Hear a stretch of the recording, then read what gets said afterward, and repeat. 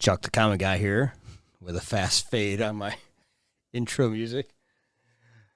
I am doing something completely different this time. I've been gone for too long. I've warned people that I get distracted, and I fear that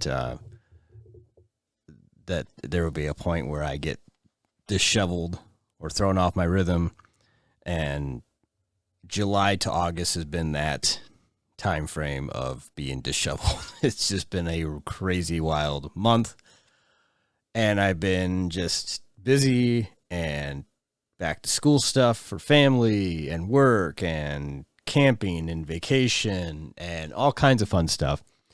But then I also had tried to record a couple episodes right around Brand New Day, and they just, I don't know, I wasn't feeling it. The energy was different for some weird reason. I came to this kind of crossroads with the podcast. And as you can see, if this is all working to my accordance, then we have a video.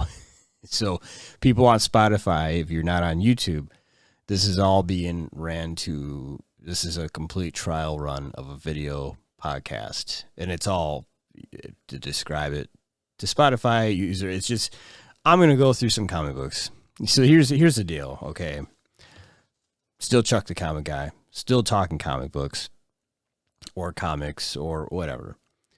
But overall, in the last couple of tries of a podcast, I felt like I can only do so much to report on what's going on as an ear to the ground kind of guy with comic books that everybody else is doing. I could come on here and tell you that Brand New Day was great, or it wasn't, or I could tell you that this Comic-Con or this whatever New York Comic-Con that's coming up is awesome. Everybody's going to tell you that. I had to kind of retool my thinking of sorts when it came to the podcast, because I'll be honest with you, I'm not as educationally savvy as some of the other people that run comic book accounts or YouTubes or TikToks or social media. I'm just a collector of comic books and a reader and a person who just loves and enjoys the lore of a good story, or just random data that's flying around of how this came to be, or the people involved and behind the scenes stuff. But I'm not going to try to put myself out there as if I know every single thing about every single series or comic book run or every single studio that's ever put a comic book out. I love just going and collecting them and hunting them down. And I've always been that way. I've been that way with a lot of random hobbies. But comics have just been there and never went away for me. So it feels very cemented into me. It's very much in my DNA to buy comic books. I took a long hiatus because it didn't feel like there's anything worthwhile buying or being that interested in compared to what I grew up with. So the vision moving forward is, I don't mind talking anything coming up or whatever, but I feel like my mission has more been focused on actually showing and providing what I dig, what I want to collect. I think this is more, I feel more in my skin to just talk about the collecting aspect of comic books. So that's where I'm kind of focused on now. Because I could tell you everything that everybody else is going to tell you about everything that's ever happening in a comic book world, and it's all going to sound like the same thing, whether you're listening to it from the Escape Pod or Rob Liefeld's Observations or anybody else that does this. I could offer a different opinion, a different take on it that sounds similar but not exact to what they say. Or I can just say the same exact thing, and then you're just going to hear it from a different person. I don't want to be that guy. So I've changed things up, and to some extent. And I've always wanted to go to a video element at some point and talk about the aesthetic of comic books and the collecting nature of it. And I think that's just so exciting to me, is going out and tracking something down. It feels very Indiana Jones-esque. So what I'm going to do is I'm going to recap when I come on and do this.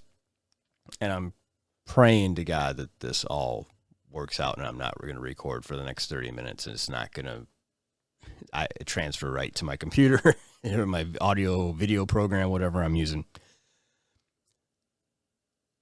But last few weeks, so I've been very busy, not just with life and back to school stuff and everything else.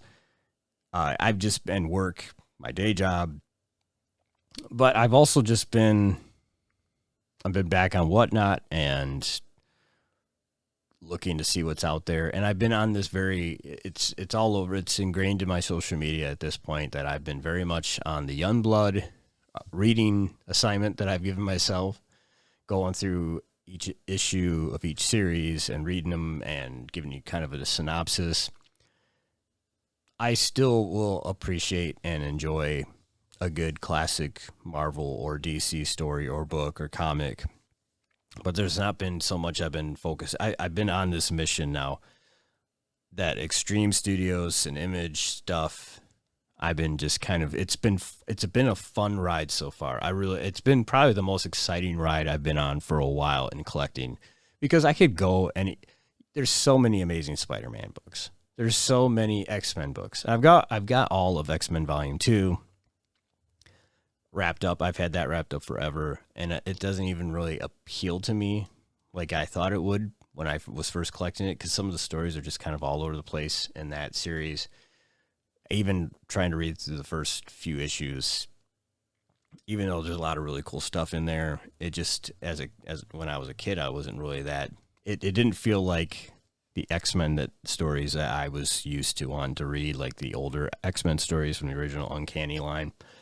But they were great stories for what they're worth, and then they go into all these different directions. And with Image stuff, or at least with reading the Youngblood stuff, there is something that is resonating with me reading that. And then it goes into this whole, you have to get into all the other titles that Extreme Image put out, that Rob Liefeld managed and created other characters for this big giant universe, very much like Marvel and DC have, but this is very intertwined. It's a very big spider web of books. And so there's all these different fandom lists, if I didn't mean to sound like Phantom, fandom list of all the different titles that you should collect in order to read them in legacy order, from even just like if you wanted to start from Savage Dragon to this title to Bloodstrike to whatever. It bounces around a lot to Spawn. So those guys were all working together to put together something that was kind of their own little, like their equivalent to what Marvel has in their giant landscape of a universe of characters. Going through the list I've got and highlighting books by books off, it's so cool to see it get to this point where I think I'm about halfway done, just given myself a rough look at my highlighted, because I like a big giant nerd that I am. I printed off this giant list of everything that's involved with the intertwined stories of Image Extreme. And so I've been going down, and it's all in accordance to this one fandom. There's a couple of different lists out there. League of Comic Geeks has got one.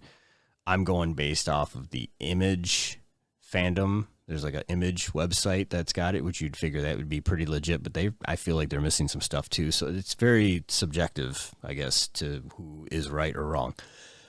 Regardless, I am going to go through what I've been going. That found two different comic book resources or outlets that have got this stuff. I've said it before. Image stuff goes for, in some cases, dirt cheap. Some cases it gets really expensive, but I'm just kind of getting the more affordable stuff now, and then I'll work my way to the more expensive stuff down the line. Again, responsible buying and or investing. I advocate that. Advocate that to anybody listening. Don't blow your entire paycheck to try to get an entire run of books unless you feel confident that you can pay whatever it is that you need to get paid the next week or bills or whatever. Prioritize, nip it little bits at a time. It's kind of like chiseling. You're chiseling a statue or grinding down a statue. You can't just like strike it once and get Michelangelo, right? It's not gonna work that way. You've got to nip this little bit by little bit, and you've got to be very dutiful in doing research of where you're gonna target your shopping at. I've been on Whatnot on top of going to these random couple stores I've actually wiped out one of them pretty good because it was such a great price point on some of these books. The store owner, he just kind of looks at image titles. It's like, yeah, 50-cent dollar bin. There you go. Clear them out. I get a lot of them all the time. And so I went through and he did like a buy one, get one deal on a few of them. So that was a really good day to get out there and get that. And then I found a guy on Whatnot who goes by Crazy Comics. I'm sure anybody who follows Whatnot and comics on there has probably stumbled across his room a few times. And he just digs through boxes. And I wasn't a fan of people that do that on Whatnot initially, but now I get it and I see why it's such a thing. He runs Monday through Friday in the evenings, so he just scoops through boxes. The guy's got a warehouse of boxes. I am envious of his collection. And he's just going through and $2 deals. So and the shipping is where it gets a little, depending on how much you're getting and where you live and how much you want to buy and how much you want to put weight into this package. So I've been trying to do my due diligence to go to local shops and spend gas money to get there and not have to do the shipping back, through multiple different vendors. I have a pile of books that I'm going to go through. And for my Spotify listeners, I'm going to describe them as best as I can. And you can always reference what I'm talking about through Google or wherever you want to do your information. Or just go to my YouTube, subscribe. Again, Chuck the Comic Guy on YouTube, Spotify. I haven't done this in a while. Instagram, Substack, TikTok. Did I say that already? TikTok, Spotify, YouTube, Instagram, and Substack. Yep, there we go. And thank you, everybody who's been patient with me. I have not been on here for a month. It's been chaos the last month between vacations and it's back to school time. I've got a kid that's got to go back to school, so that's been fun. Moving along, I'm going to go and start with, and the camera's going to be a little funky as this comes out because of just camera stuff. So this one is not one of the few non-image extreme books. It's a Big Trouble in Little China. It's by Boom Studios, issue 7. Anybody knows me from at any point in my life, I have probably shared my love of Big Trouble in Little China with them. So if they can relate to that. One of my favorite movies. I watched this movie when I was like 7 or 8 at a sleepover with my friends, and it was so cool. I never knew it even existed until we watched it, and of course this leads into like the loose inspiration for video games like Mortal Kombat, and just because of the characters and maybe even some slight nods to Street Fighter for all I know. I could not pass this up, and a lot of again, this was the claim show on Whatnot that it was just you had to type C and claim immediately if you seen it. I saw it right behind another book that got pulled, and I was like C for claim on this guy on Big Trouble in Little China. The artwork is cool. I mean, it's really, the cover is a lot more different than what's on the inside. And it's John Carpenter. His name is right there. on the top above Big Trouble in Little China. So that's really awesome. He's involved with this and helping to write the stories. Big John Carpenter, you would think that he doesn't have time to do cool, nerdy things like this, but he does. So that's really awesome. This came out in 2014, I believe. And this is, I think, that's what I looked up earlier. Yeah, 2014, right there on the barcode. It's not showing up very good. And then this is cover A of issue 7. So if you find these right now on eBay, they go like the whole collection. There's like 25 books that I've seen. That's basically the whole run of them. They're in the like $99 range for the whole series. So they are a very culty, just like the movie itself, cult fan fiction thing. I don't know. It's got its own cult thing. So there's that. Evangeline. This was I was out at a flea market in the last couple days. Yesterday, I went to the flea market. There's a really cool comic store in the flea market by me that's in Waterford, Pontiac area. And guys got a lot of boxes. The only downside is they're not organized.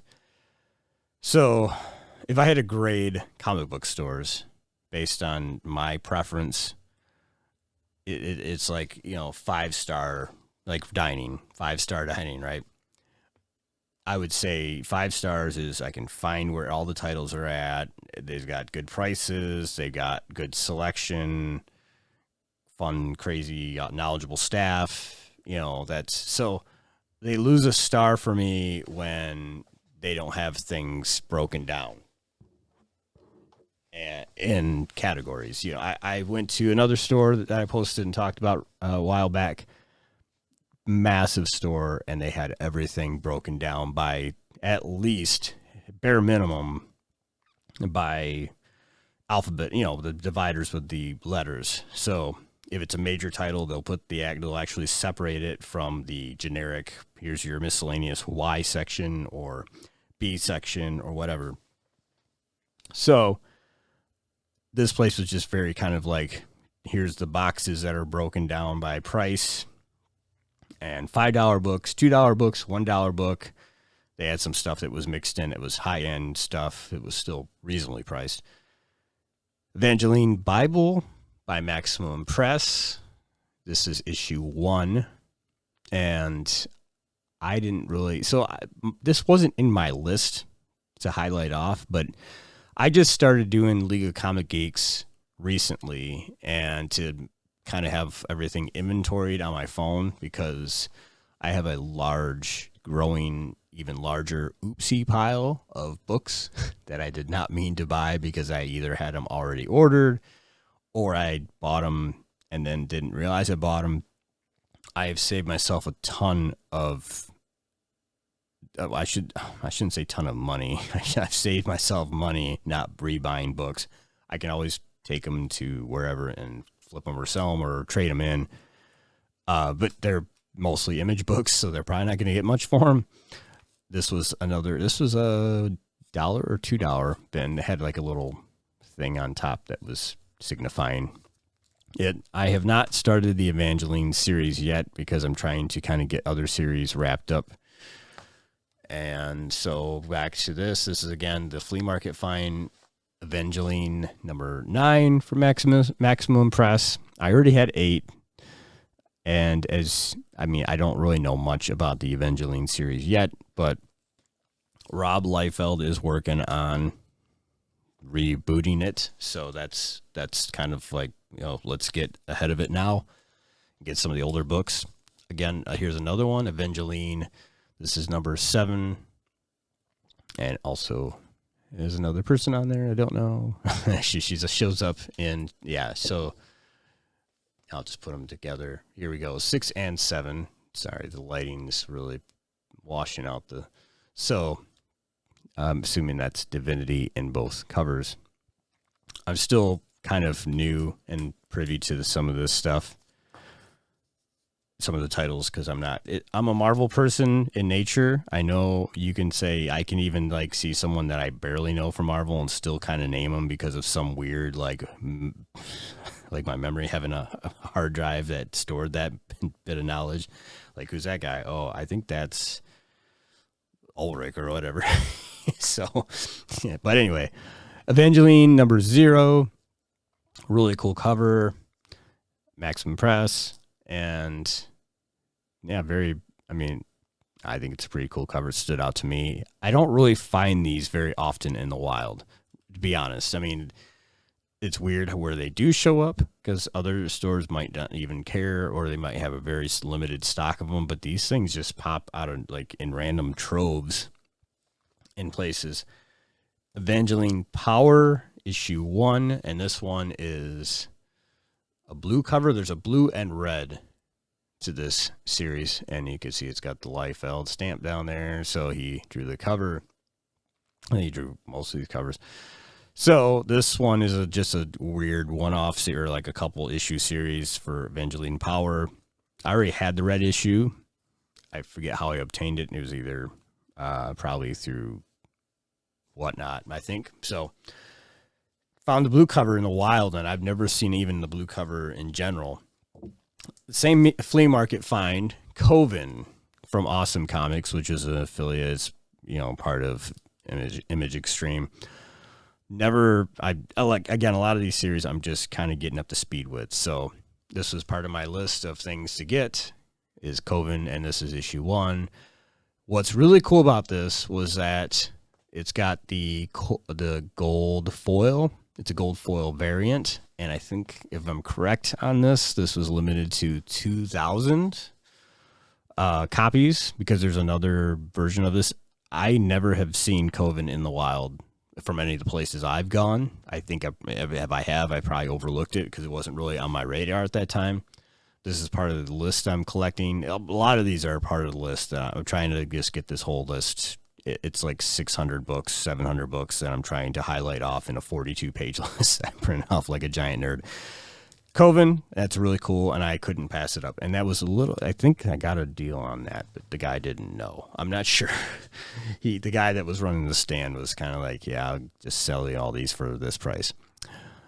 Extreme Sacrifice Prophet #10 and part 7 of 8. And it's got the Lord Chapel on there, and so that's a whole thing. I actually read most of the books in this, and I didn't have this one, and so that's the tough thing. Again, this is where Image Extreme did all these crossovers of books and stories, and you had to just jump title to title, and you'll find out real quick if you get into reading Image titles from the 90s and 2000s. You get lost really easily in them, and it's not an insult. It's because you don't have all the books. Like at the time when these were coming out, they kind of sold it in a way that you had to go through and get them all. Like Pokemon, you have to collect them all. So that's that issue. Here we go with, so I'm pretty sure, no, this was the flea market again. I've got a big stack from flea market yesterday.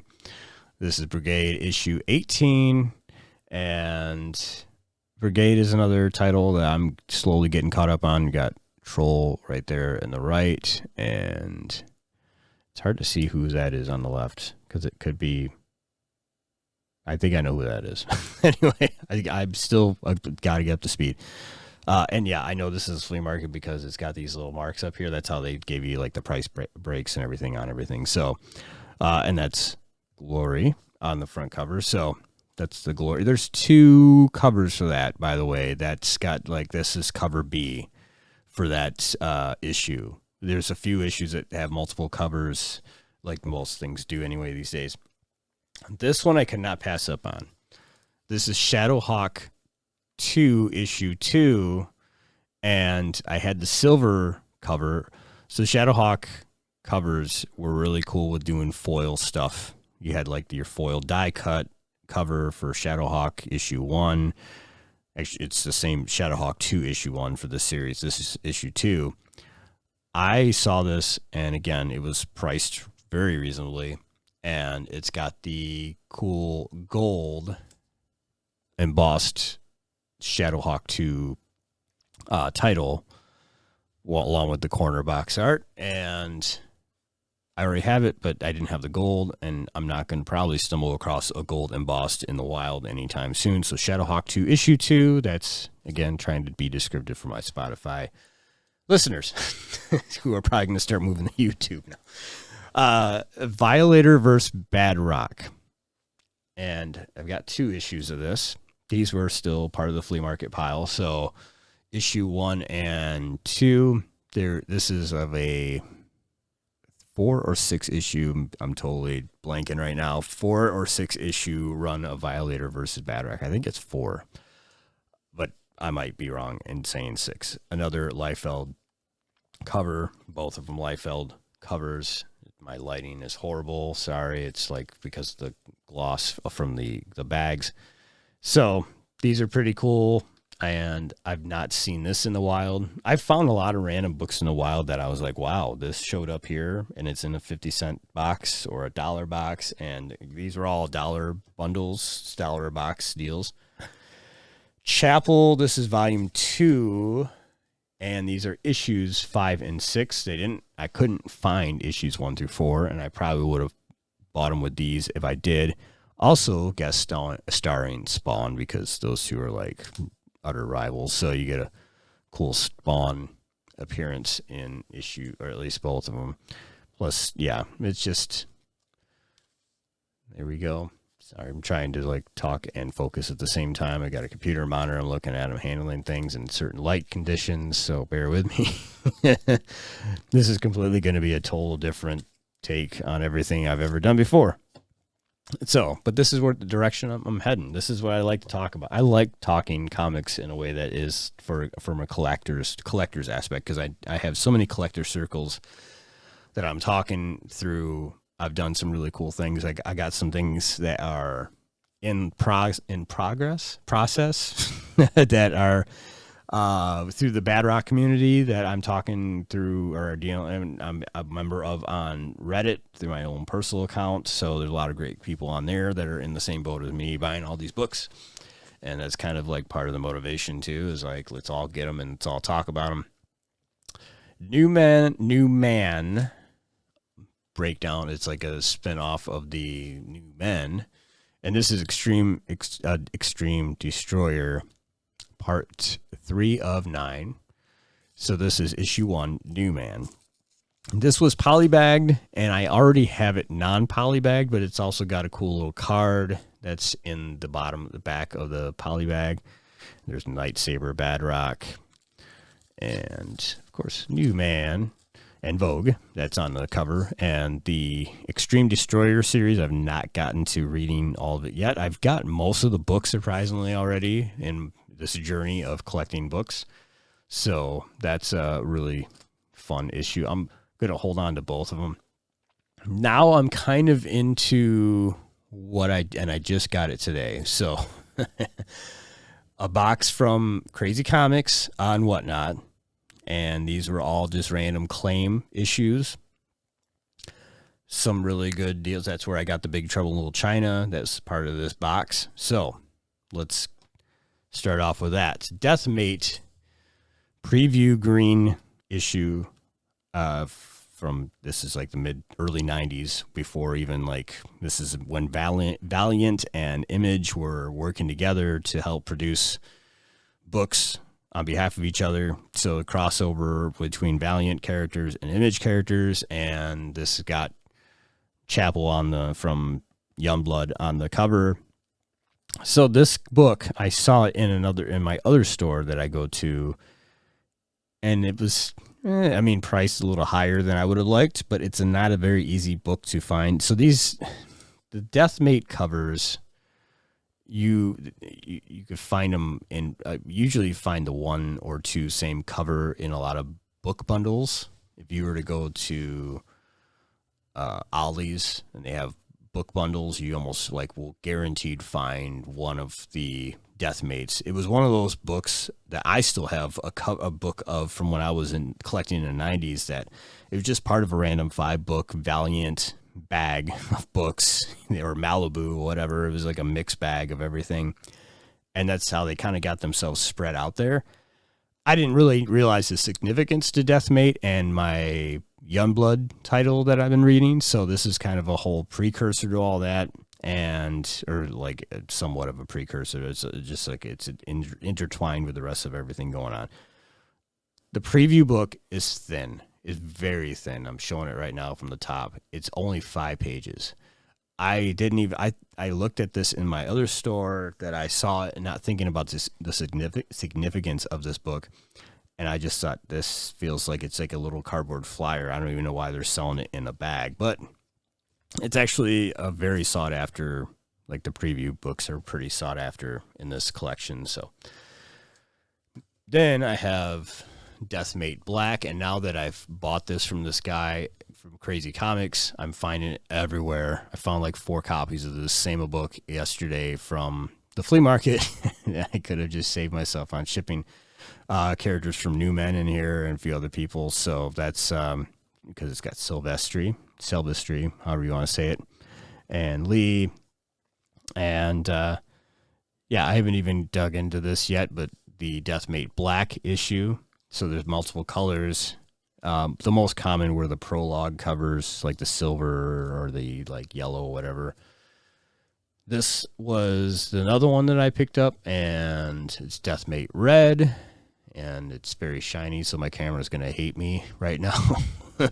But it's got Shaft and Bloodshot on the cover. Again, it's all tied in together. It's this big giant crossover event. This is a nice Liefeld cover right there. There we go. So Deathmate Red. That was another score from my Whatnot haul. Bloodstrike Assassin issue 3. And pretty sweet cover.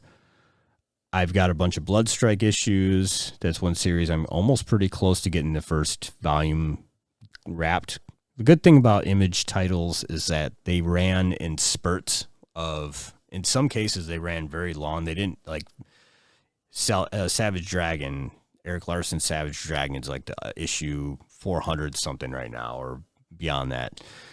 Same thing with some of the other characters that just they stuck around and had someone that was very dedicated to them, keeping them going. And so it's Bloodstrike, though. A few of the other projects that Rob Liefeld overtook, he kind of was like taking a break from here and then going over to here and doing this, or going from here and going over here and doing this, and creating more characters for this universe to kind of keep it growing and expanding. So Bloodstrike Assassin is not on my list, surprisingly. It might be, and I might just be overlooking it, but I double-checked it twice. Did not see it on there, but it should be on there, in my opinion, for Image fandom. It's probably maybe because it's not a complete extreme title. I'm not sure.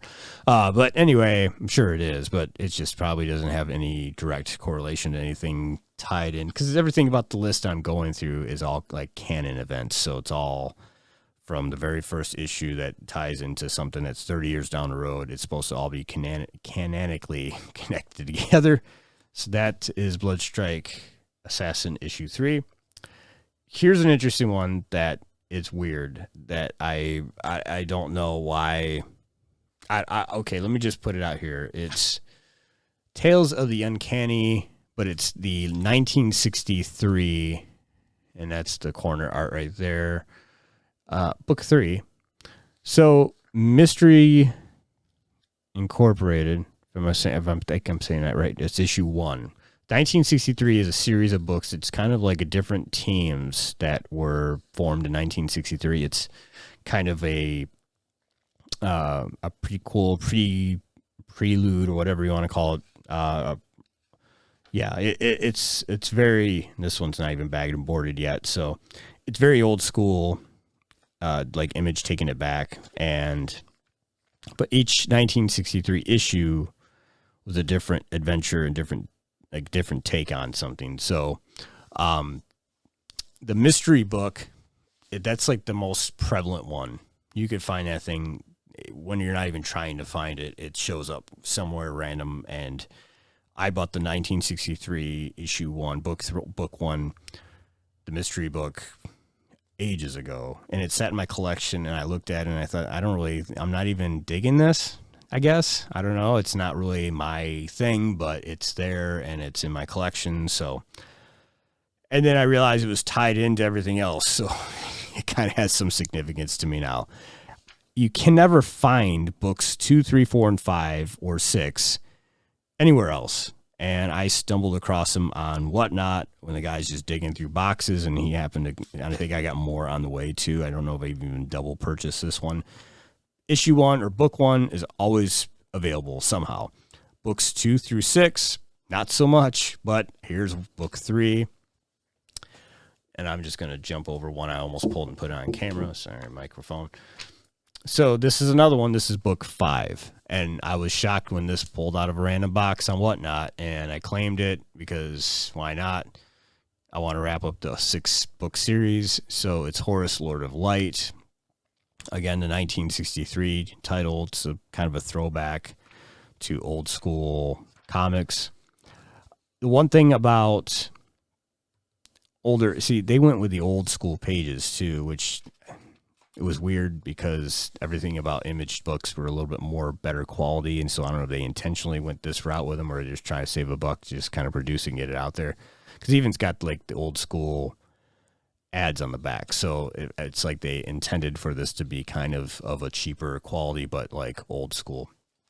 And now I've noticed with the newer books that have better quality pages and interiors that the color quality on them is so much more better than books from the 90s and 80s that used a cheaper paper product. This one I had to get because why not? It's got Rob Liefeld. And it's just a weird looking. I would say weird looking. It's just so like, here I am. And it's Archie Comics, funny enough. So The Shield. Rob Liefeld's cover of The Shield for Archie Comics. Issue 1. It actually says number 1, one shot, The Mighty Crusaders. So I have not opened this or checked it out. I've actually stumbled across this in my flea market find yesterday too. So I'm kind of almost wanting to stray away from Whatnot for shipping purposes, but it's so, I don't know what's a better route to go at this point. Brigade issue 10. And there's that. So you got Battlestone and right. That's Battlestone. Yep. Yeah. Cause he's not the other guy. He's not Bloodstrike or whatever, or not Bloodstrike. It's Battlestone and, yeah. So anyway, the brothers. I read all the Blood Brothers stuff, and that's where I kind of stopped because I didn't have all the other issues after that. So Brigade, and yeah, it's good quality stuff. Issue 10. I just needed to fill. It's a gap filler for my Brigade. I'm going through and trying to. So my goal eventually, after reading all the Youngblood stuff, is to just start going through each title, each series that I can get. If I can get it all wrapped up like Supreme, I've got a ton of Supreme now. And I didn't think I'd ever buy a bunch of Supreme. And it's funny because Supreme issue 1 shows up everywhere and it's dirt cheap.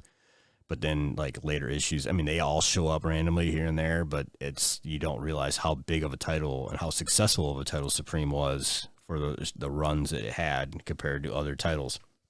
And I'm just going through that. And again, Supreme 1 ties into the Youngblood stuff.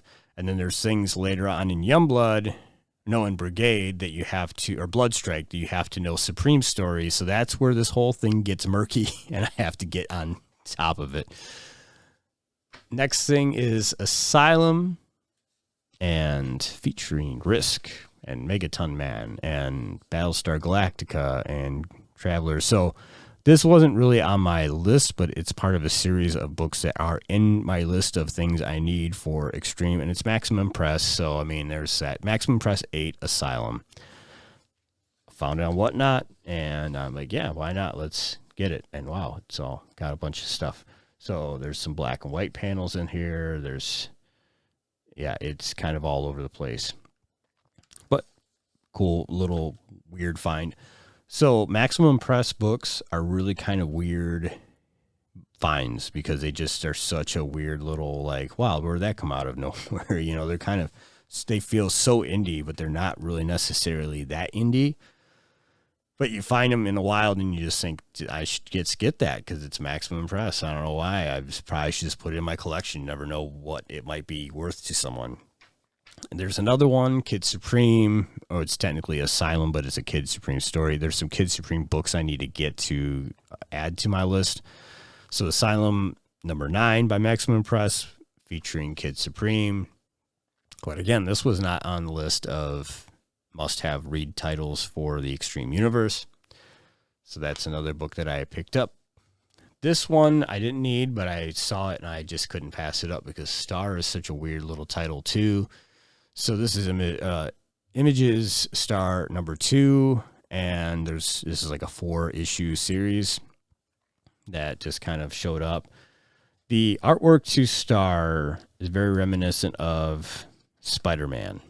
If you've seen, he's got like the buggy eyes and the look of like a smaller framed Spider-Man character. So if you're on Spotify and you're curious, look up Star issue number 2 or Star in general for Image Comics. Then another one that I needed to fill my Bloodstrike gap is issue 14.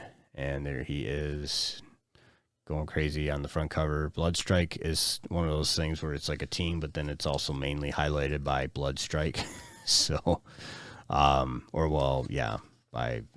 sorry if I'm messing that up, but anyway, because I'm still trying to read all this stuff too and get all the characters down. That's where it gets a little, I have to still get used to the character names and, know who's who. This is a chapel cover of Bloodstrike number 7, and this is a whole. It's got some connections to other things in the Youngblood series as well, but pretty cool cover. You don't see some of these covers in the wild so often, or some of these books in the wild very often. This one again, Whatnot. So issue 7, and then Bloodstrike 9, which I needed for Extreme Prejudice Part 3, and I've seen this cover so many different times pop up on eBay or like, hey, you want this because you need it for your gap filler. But it's just not worth the shipping to get it one issue. That's the problem. It's like sometimes some of these issues you just got to bundle them and get a good shipping cost on them. So that's where I'm kind of at with all these, and that's my haul. There's a few other ones in here that weren't really worth digging out and having to pull them out, but this is a pretty good start to doing this whole video and going to YouTube with everything. Honorable mentions because they're just my dummy. I didn't realize I had that. Why'd you buy that again pile?